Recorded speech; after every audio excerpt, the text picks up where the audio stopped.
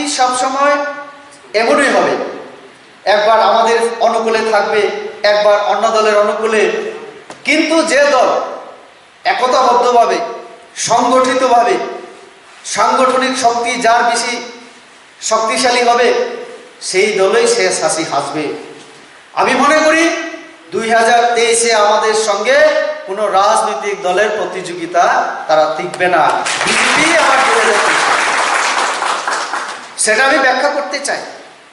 এই 5 থেকে 10 দিন আগেও আপনারা দেখেছেন অনেক মানুষ তৃণমূল করেছিল।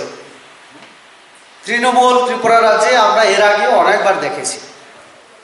তাদের সাংগঠনিক শক্তি নেই, আর তাদের যে কলকাতা বেস একটা আঞ্চলিক দল, আমাদের এখানেও তো আঞ্চলিক দল আছে অনেক, তারা ওই রাজ্যের বাইরে গিয়ে এরকম কিছু করার মতো তাদের কোনো সাধ্য বা ক্ষমতা নেই। তো তৃণমূল নিয়ে অযথা আমাদের চিন্তা করার কোনো প্রয়োজন নেই।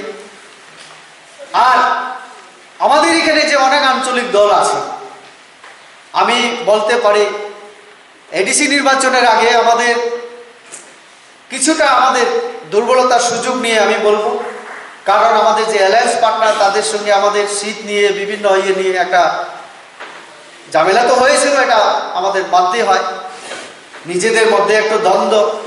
সেই কারণে কি হয়েছে, এই যে একদিকে I-50-কে বেশি সিট দেওয়ায় সেই সুযোগে তারা ক্ষমতা দখল করেছে। সেই সময় আমাকে অনেক কথা বলেছিল, রেবতী আমাকে চিনোনি তুমি, অনেক কিছু আনসিনিয়াকো।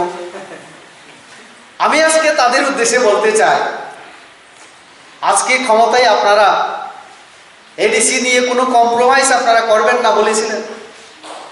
আমি তো দেখছি বিপ্লব দার কোয়ার্টারে যাওয়া ছাড়া আপনাদের কোথাও যাওয়া হয় না। কত মাস হলো? এপ্রিল তো না, 6 মাস তো চলে গেল। আমি তাদের উদ্দেশ্যে বলতে চাই, আমার গ্রেটার ত্রিপুরাল্যান্ড কোথায়? আমি আজকে এই হল থেকে তাদের উদ্দেশ্যে আমি বলতে চাই, পার্লামেন্টে হয়তো আমার আরো প্রায় 2.5 বছর আমি আছি এমপি হিসাবে, 5 বছরের মধ্যে আপনারা গ্রেটার ত্রিপুরাল্যান্ডের বিল পাঠান না। আপনারা বিল পাঠান, আমি যদি বুথ না দেই তখন আমাকে বলবেন জাতি বিরোধী। আপনারা পাঠাতে পারবেন কি পার্লামেন্ট পর্যন্ত? খুমুলুঙ্গি তো বন্ধ হয়ে আছে, খুমুলুঙ্গি তো কেউ আটকানোর মতো লোক নেই, আমাদের তো মাত্র 10 জন, তাদের কথা শুনবে না কেউ। 10 জন বাদ দিলে কতজন? 28-এর মধ্যে 18 জন তো তোমরাই। তো তোমরা সিদ্ধান্ত নিয়ে পাঠাও না দেখি। আমি শুনতে পাচ্ছি, আমরা শুনতে পাচ্ছি সবাই। আজকেও আস্তে আস্তে খোয়াই থেকে অনেক কার্যকর্তার সঙ্গে আমার কথা হয়েছে, 2 জনের সঙ্গে। বলছে খোয়াইয়ে যত নেতা আছে তাদের মাথা 3 গ্রুপ, জগদীশ বাবু এবং বিজয় রাঘবল বাবু, ওনারা তো আইনপতি ছিলেন। তো উনি রাজ্য সভাপতি হয়ে গেছেন রাঘবল বাবু, ঠিক।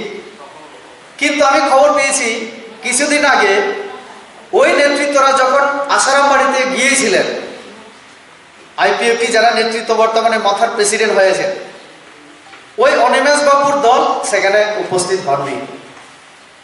সুহেল বাবু এক্সিকিউটিভ মেম্বার, সুহেল বাবুর এক গ্রুপ, অনিমেষ বাবুর এক গ্রুপ, আর আমাদের রাঘবল বাবু জগদীশ বাবু এক গ্রুপ।